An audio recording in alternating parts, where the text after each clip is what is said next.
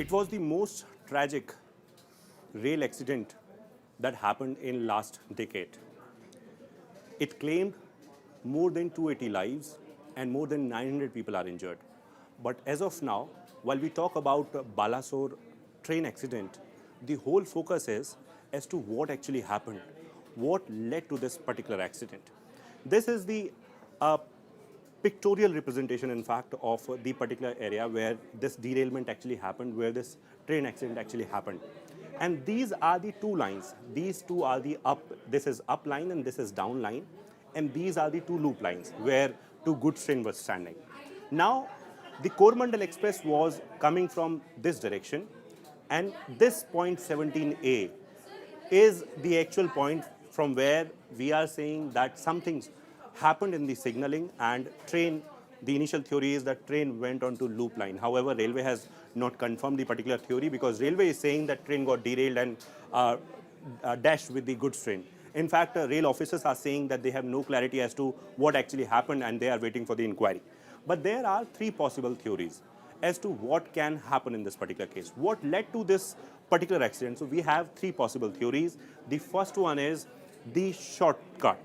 The shortcut in the construction work, in fact, the repair work that was happening on this particular LC gate, we have been told, in fact, the sources are telling us that some sort of boom repairing work was happening on this particular gate. This is the gate, this is LC gate, and some boom repairing work was happening. Now, in general cases, whenever you carry out any sort of work on an operational line, there is a proper mechanism for it. In fact, several rules are there in the rail manual and these rules are to be followed. However, it has been said that there is a possibility that a shortcut method was opted in this whole case, which led to the particular accident. Now, in shortcut method, what we mean, it means that some sort of interference was there in the signaling system. However, there was no intention of any sort of, or we can say that the one who was actually interfering with the signal was actually limited to this particular work. However, this shortcut method somewhere resulted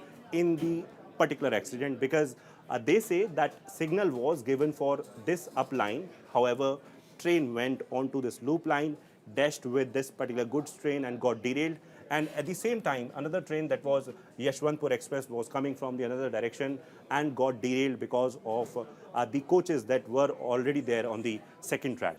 Theory number 2 talks about the possibility of sabotage. Now, while we talk about sabotage, so there are theories that as rail officers, in fact, are claiming that there was some sort of signaling interference. In fact, some sort of someone who might have touched these lines, these cables, these components, and because of which this technical error, which was that train was actually given a green signal for up line and train went on to loop line happened.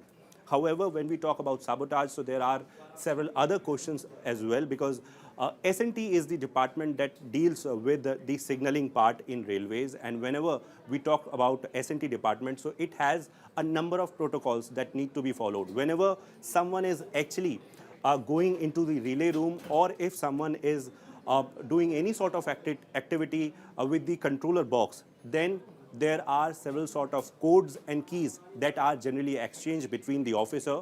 If someone from the station staff is doing something in the relay room, then the other person, the person from the S&T department will keep a record of that particular thing in the register. And all of these things are mandatory. If there are possibilities of sabotage, then one has to explain as to who is on fault. And this is the reason why, in fact, people are saying that this particular investigation has been recommended to CBI. In fact, this whole case has been recommended to CBI and CBI will probe the case. Now comes theory number 3. Theory number 3 talks about the technical flaw in the system.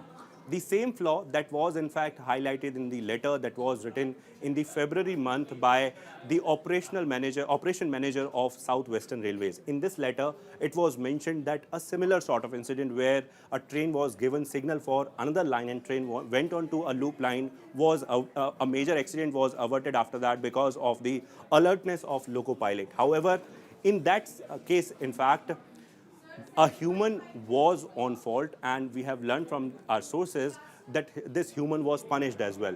This is theory number 3 where we are talking about a possible technical flaw in the system. If it is the case, then the vendor will be held responsible. However, it is very unlikely because experts say that it is not possible, because whenever we talk about signaling system, so it is a flawless system. In fact, we have no failures in the particular system. There are several sort of logics, there are several sort of conditions that need to be fulfilled in order to give green signal, in order to give red signal, or in order to set points. However, it has also been clarified by Rail Minister himself that there was some issue with the electronic interlocking. Electronic interlocking deals with signaling and the swift movement of the trains on track and the points. And Rail Minister has clarified that there was some issue with the interlocking. However, now CBI will be carrying forward the particular investigation and will get to know as to what actually happened in this case.